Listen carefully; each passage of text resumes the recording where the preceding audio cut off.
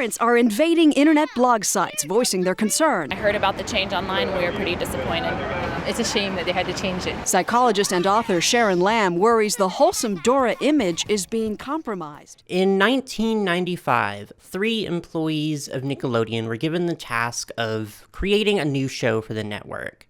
And for several years, they would go through a number of different pitches and concepts, including a live-action pilot called The Knockarounds, the content of which is sort of vague, but seemed to involve a rabbit named Benjamin, who would later become a female raccoon that was modeled after one of the creator's daughters. And although this pitch was rejected in favor of a show that would eventually become the iconic and memorable Backyardigans, they continued to refine this concept. There were a lot of elements about this pitch that the employees, who are credited as Chris Gifford, Valerie Walsh, and Eric Weiner, enjoyed. Namely, the idea of a show where the children watching are invited to go on a journey and participate in solving puzzles or helping the characters overcome challenges. An interactive format that was shown to be successful thanks to shows like Blue's Clues. This led to the creation of a new pitch. The raccoon, mentioned earlier, was further developed into a human, an Irish-American girl named Nina, the titular star of this new show, Nina's Pop-Up Puzzle. I would love to include more visuals for this opening section, but they don't seem to exist, so we're just gonna have to use our imaginations here. I'm sure Nina was cute. By now, though, it's been a few years. It's 1998. And in 1998, a Nickelodeon executive attended a trade conference in Los Angeles. There, they learned about a study titled A Different World: Children's Perceptions of Race and Class in the Media, which highlighted a few important things. I'll actually link it below if you're interested, but it interviewed and surveyed a variety of children across different ethnicities, and found that it was generally agreed upon that these children noticed both a lack of racial diversity in the TV shows they watched, and that white characters were often portrayed more favorably or positively than characters of color. The exact identity of this executive changes from source to source. Sometimes it's an unnamed male executive, and sometimes they are attributed as Brown Johnson, who I personally think is the more likely option, given that she's spoken a lot about her time in the company and the work she did on various shows. So regardless, internalizing the study, this executive requested some alterations to Nina's pop-up puzzle, namely asking to include more Latino representation. The creators realized then that they had a good opportunity now, not only to create a positive Latino role model for children, but also to introduce a new educational element. In addition to teaching values such as persistence, critical thinking, and imagination, they could also teach kids another language. So Nina became Dora, a bilingual Latina girl of 7 years old who went on frequent adventures with her best friend, a monkey named Boots, and her talking backpack. They went into the Nickelodeon building, they sat down with the president of Nickelodeon and said, "I want to make history."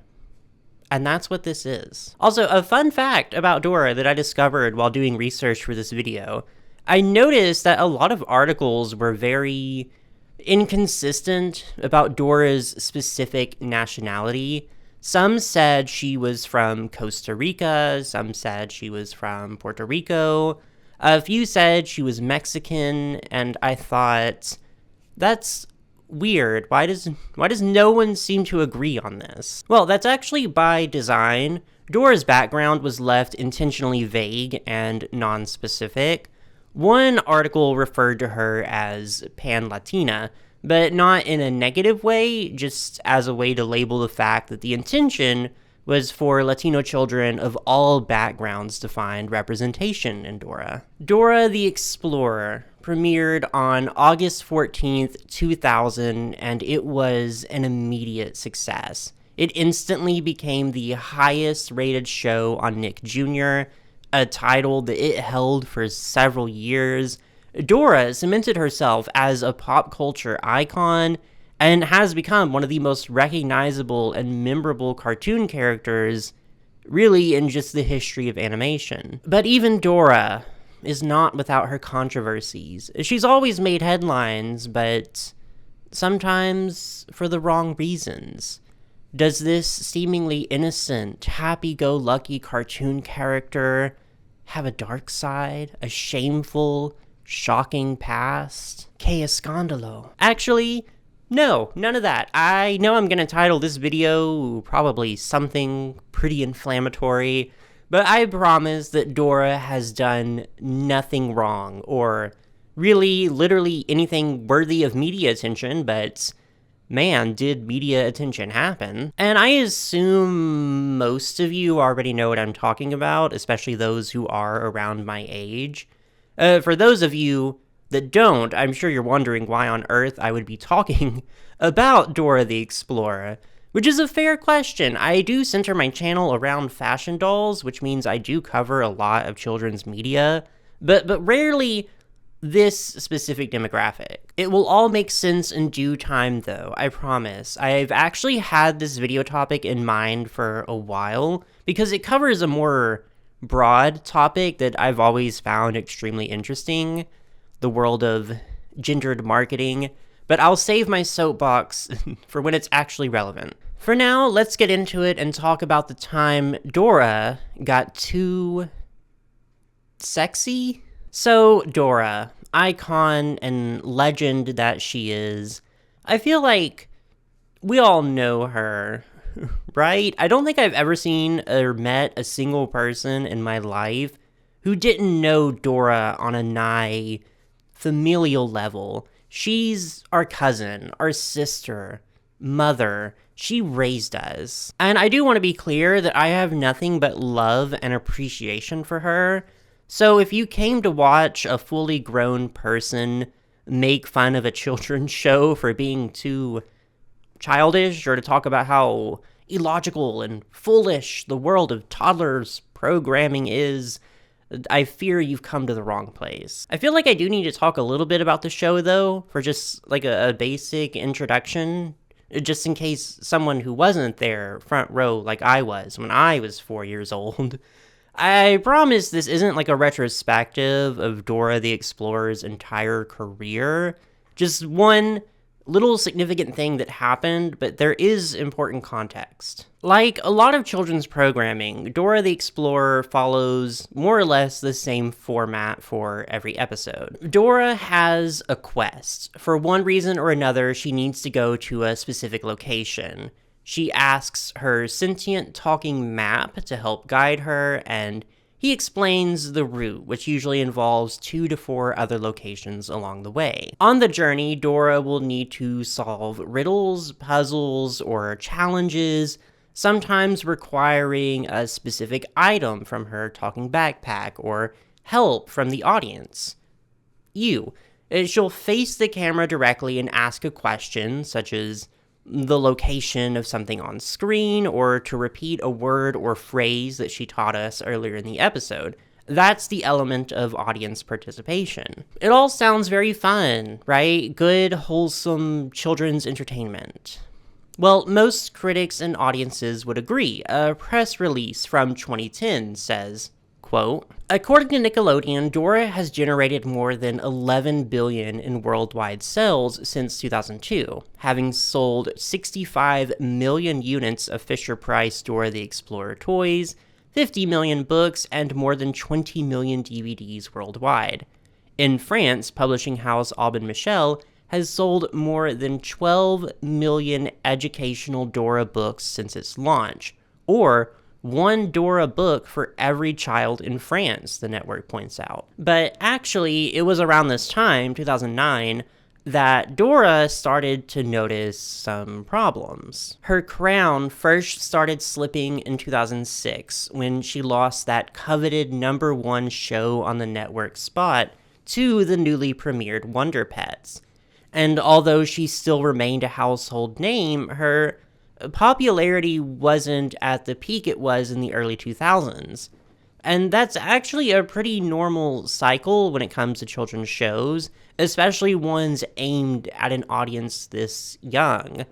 Eventually, your target audience is going to get older and they're going to stop watching. And over time, it becomes more and more difficult to compete with these newer, shinier shows that are capturing this new generation of toddlers. So Nickelodeon devised an interesting solution to this. Rather than attempting something new to appeal to this new generation of toddlers, they would instead do something to appeal to the children who grew up with Dora and launch something that appeals to their demographic. Except with one small caveat. See, Dora the Explorer had a female protagonist, obviously, but it was never marketed specifically as a girls' show. It was always very gender neutral, sort of. The show itself was not specifically for boys or for girls, but a lot of Dora merchandise was very much for girls. I watched a lot of commercials for this video looking over Dora toys from like 2002 to 2008, and not in any of them did I see a boy featured. It was always girls playing with the toys.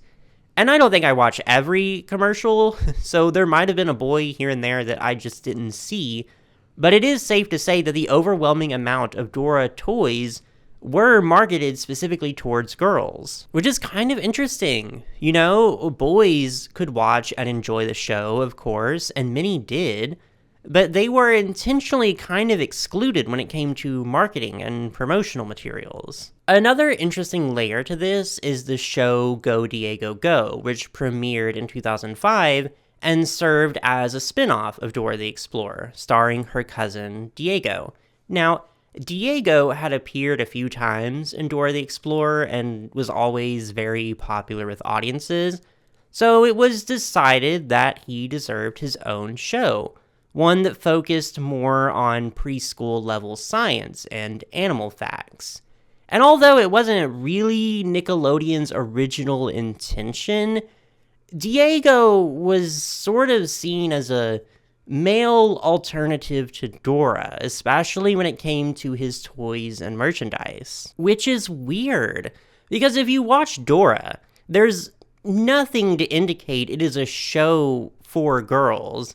If you watch Diego, there's nothing to indicate that it wants to appeal specifically to boys. But all the Dora dolls and toys were for girls, and all the Diego toys and action figures, not dolls, were for boys. So it's interesting how this seed of gendered marketing, there it is starting to come into play, and it especially came to a head in 2009 when Nickelodeon announces a new property aimed specifically at elementary school girls, Dora's Explorer Girls. And this is where all hell breaks loose. So before Nickelodeon and Mattel, who was the primary manufacturer of Dora toys, by the way, unveiled the full project, they made two things clear. One, that this would be a product-focused line, not a new TV show. It would be a line of fashion dolls that featured online interactivity, which I'll talk about more in a bit, and also that it would include an entire cast of characters in addition to Dora, much in the same way existing doll lines like Bratz or My Scene had a full lineup of characters to choose from. 2, that this iteration of Dora would be aged up to be a preteen, and to illustrate this point, they released this silhouette and said the full look would be unveiled later in the year. And then the internet exploded, basically. I need to stress this point.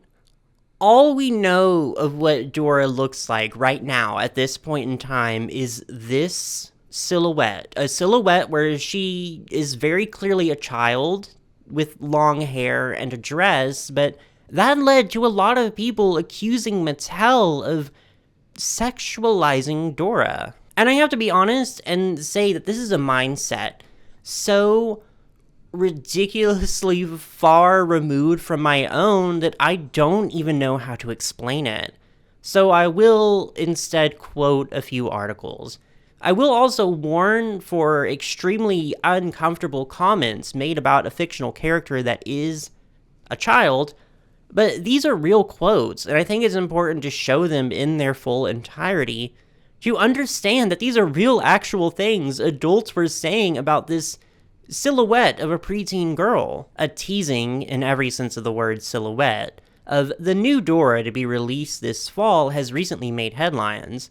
This previously brainy, non-frilly preschooler is set to turn into something resembling, let's face it, a streetwalker. We see the effects every day. Recently, Nickelodeon's Dora the Explorer underwent a makeover, from average child to sexed up preteen. Over the past week, we've seen a wave of backlash against Mattel and Nickelodeon following their announcement of a tween Dora the Explorer character.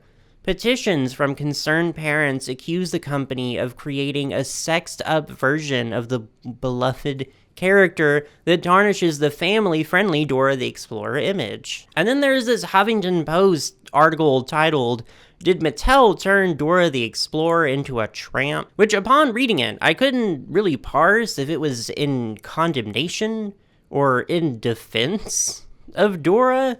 It mostly attempted to make a commentary on the loss of innocence and childhood, but it was like not very poignant.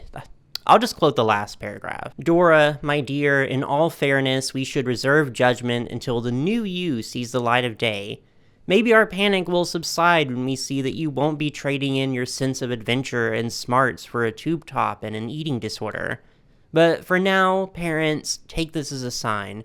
Make the most of your child's childhood and remember that it too shall pass." Which, regardless, that's just a lot in response to the shadow of a cartoon child. The extreme negative backlash prompted Nickelodeon to release another slightly altered silhouette, and when that didn't calm anyone down, they decided to reveal the full design several months early. And here she is, preteen Dora in her full glory. They also put out a press release in defense of the new Dora, which I'll also quote. "For nearly 10 years, Dora the Explorer has had such a strong following among preschoolers, catapulting it into the #1 preschool show on commercial television. Girls really identify with Dora, and we knew that girls would love to have their friend Dora grow up with them and experience the new things that they were going through themselves. The brand captures girls' existing love of Dora and marries it with the fashion doll play and online experiences older girls enjoy. They also stressed that this version of Dora wouldn't be replacing the original show. It would be solely on the internet and its own self-contained line." So what are my thoughts on this? I think people are crazy. Just absolutely bonkers.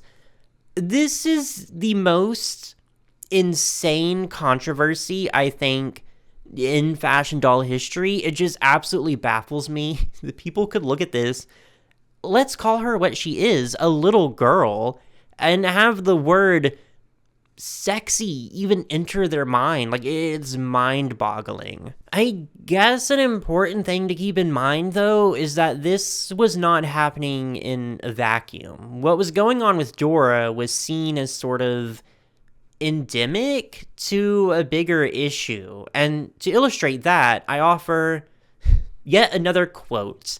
This one comes from a petition started by Lynn Michael Brown and Sharon Lamb, co-authors of the book Packaging Girlhood. "Alas, we saw the signs. The cute flower lip gloss, the pinkified look, the sudden separation of Dora and Diego shows. We should have predicted this after we saw the likes of Strawberry Shortcake, Holly Hobby, and Trolls, now with the ubiquitous commodified Girl Power Z, all made over in the cute, sexy way that marketers sell maturity to girls. The sassy wink, the long flowing hair, the thin waist, the turned-out hip pose of practice lingerie models. In 2008, beloved icon Strawberry Shortcake underwent a design change as well, as one article in the Society pages so eloquently puts it. Her hair has gotten longer and sexier, and she's more human-looking. Her clothes are also more form-fitting, and her face is thinner. Sexier. Just... okay. Anyways, Holly Hobby received a similar update in 2006 with the Holly Hobby and Friends franchise. Trolls, with a Z, reimagined Trolls, with an S, as fashion-forward divas in 2005. And I say that affectionately, by the way. I love Trolls, with a Z. Even Rainbow Bright was updated to look slightly older in 2009. That incarnation was extremely short-lived, though, and I won't go through and read all the terrible things everyone was saying about them, because it was all very similar to what they were saying about Dora.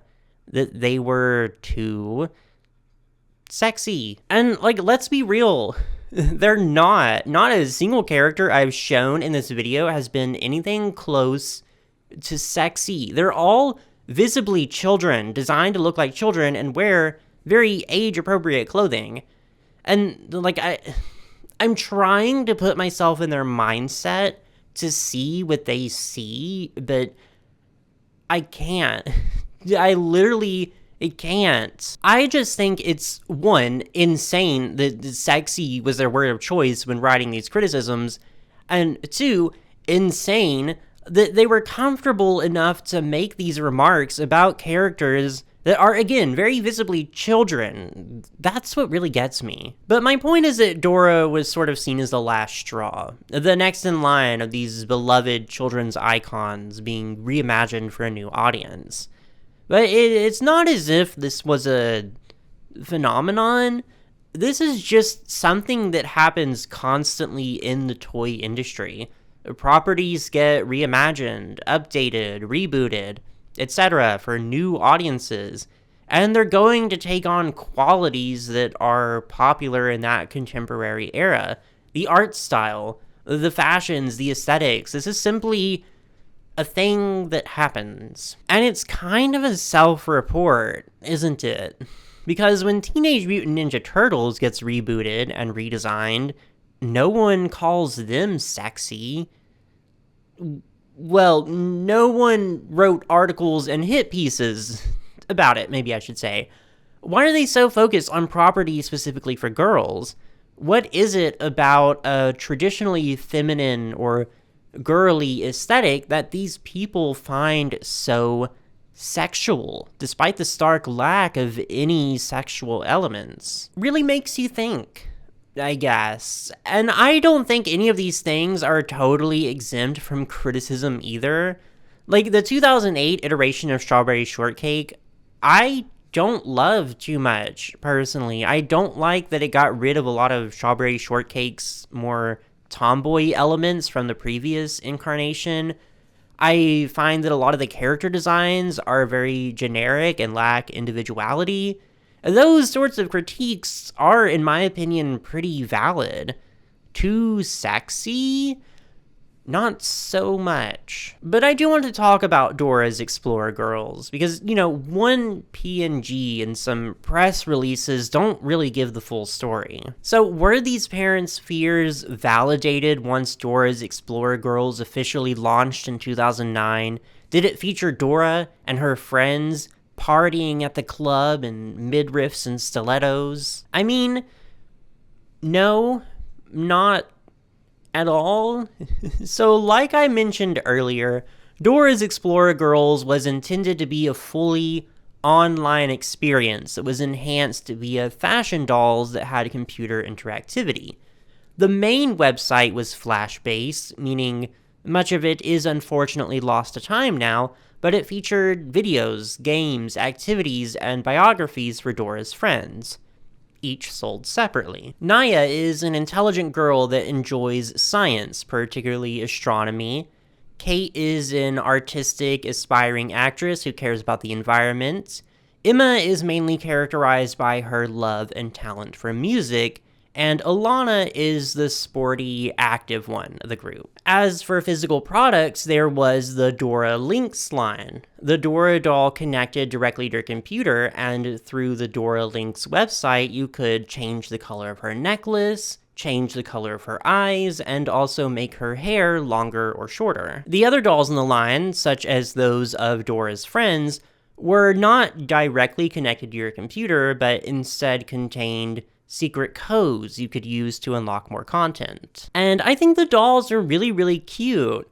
Obviously not exactly what I would go for when I think of the sorts of dolls that I collect, but objectively, I think they're very well designed. The quality looks great. The fashions are nice.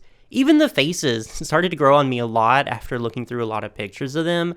I definitely see the appeal. A 40-minute TV special was also made to promote the line, titled Our First Concert, which featured Dora and her friends traversing across their home city of Playa Verde in order to track down lost tickets, so that they can all go together to see Shakira in concert. And yes, Shakira does play herself in this. And aside from the setting being more urban and less fantastical than the original series, this one really isn't any different from a regular episode of Dora the Explorer. Dora still solves puzzles and mysteries and asks for help from the audience. It is very much at its core the same experience as Dora the Explorer always was, in my opinion, at least. But I don't know if I feel incredibly strongly about this. Like, if someone told me they didn't enjoy Dora's Explorer Girls because it was too boring or too girly or too generic, I think I'd just be like, all right. I mean, that's fair, I think. I think it deserved some criticism, a healthy amount, because, like I said, Dora the Explorer was ostensibly a gender-neutral experience. And there is something to be said about removing boys from the equation entirely, and also placing a bigger emphasis on things like fashion and jewelry and long, pretty, brushable hair, because that can come off pretty stereotypical. I think it was offset a good amount by including Dora's friends, who showed interest in things like sports and music and science and a wide range of hobbies to relate to. And Dora herself also has the same exact personality as she did when she was younger. She's still clever and persistent and a leader, but still at its core, it is a fashion doll franchise, as it was intended to be. So I can understand a level of discomfort with that aspect. However, Dora's Explorer Girls would not last very long as a franchise. I don't know if it was the initial backlash or just low sales of the products, but it would go on ice around 2011. This is, however, not the end. Dora's Explorer Girls would make a triumphant return around 2014, now under the name Dora and Friends Into the City. And I use the term triumphant very loosely. Also around 2014, Nickelodeon would stop airing new episodes of Dora the Explorer right in the middle of its 8th season. This time, Dora and Friends was billed as a direct sequel to Dora the Explorer. The setup, setting, and format are all pretty identical to Dora's Explorer Girls, except now with the addition of a new male character named Pablo. And it's fine. I mean, I know I'm not the target audience. Obviously, I did watch episodes of it out of curiosity for this video, and it was not, like, a terrible experience. The show is perfectly serviceable and does what it needs to. I think if I was several years younger, I might even say I would enjoy it. But as far as its target audience goes, Dora and Friends was far less successful. It premiered to a pretty middling reception, and Nickelodeon seemed to immediately lose faith in it.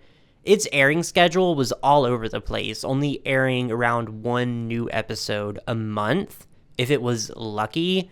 And by the time the second season came out, it took almost 2 years, from 2015 to 2017, to fully air 19 episodes before Nickelodeon just quietly canceled it altogether. It also didn't help things that Paw Patrol aired the year before in 2013, and that almost immediately became Nick Jr.'s next big juggernaut. Trust me, I used to work at Build-A-Bear. The children do not play about Paw Patrol. Dora and Friends had a doll line too, but I think compared to the Dora Lynx line, these were just not as well designed. The quality is extremely lacking. They're very simple. It don't look like they have a lot of thought put into them. And predictably, sales for these were very, very low, which contributed to Nickelodeon wanting to just end Dora and Friends as soon as they got the chance. But the failure of Dora and Friends seemed to signal an end for Dora the Explorer as a whole. As of 2015, her empire had crumbled, her crown had fallen, and the franchise had a very uncertain future. Until 2019 rolled around and gave us Dora and the Lost City of Gold, a live-action movie which also reimagined Dora as an older figure, just in an entirely different direction.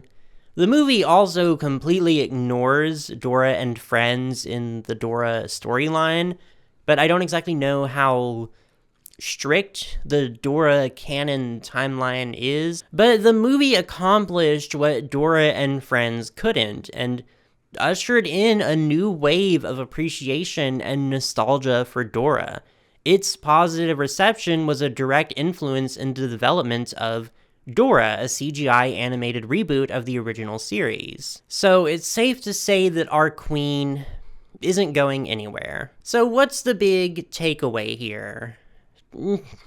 I don't know. When I first sat down to film this video, it was meant to be more of just an overview of a really weird and bizarre thing that happened in fashion doll history.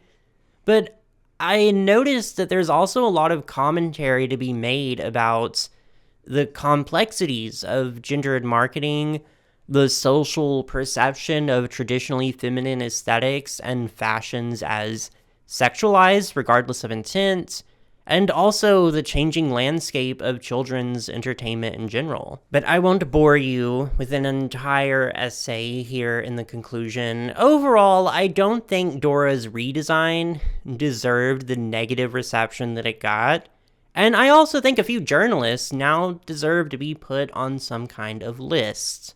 But it's been a long time since then. The toy industry and the animation industry both have evolved a lot, and I would hope we don't see anything like this happen again, quite on the scale that it did. But regardless, thank you so much for watching, for giving me the opportunity to ramble about Dora the Explorer, because literally where else am I going to do that? Let me know if you remember Dora's Explorer Girls, if you were the right age for it when it came out.